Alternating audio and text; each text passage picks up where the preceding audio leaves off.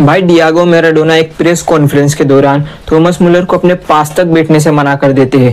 कहते हैं कि मेरे बाजू में किसी भी एरे गेरे को बिठाना मेरी डिसरिस्पेक्ट है, तो या तो इसे यहाँ से हटाओ या मैं खुद यहाँ से उठ के चला जाता हूँ। इतनी डिसरिस्पेक्ट के बाद थॉमस मुलर खुद यहाँ से उठ के चले जाते हैं।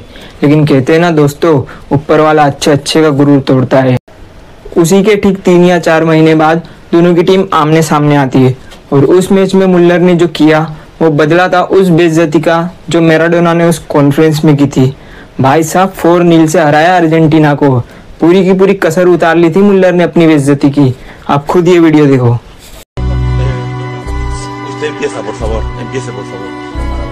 No, pero no es normal que yo haga una conferencia de prensa con un jugador al lado. Estamos... No, yo espero. Hágame.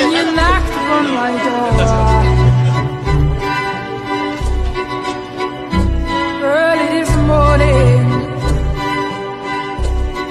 when you knocked upon my door, and I said, hello Satan, I believe it is time to go.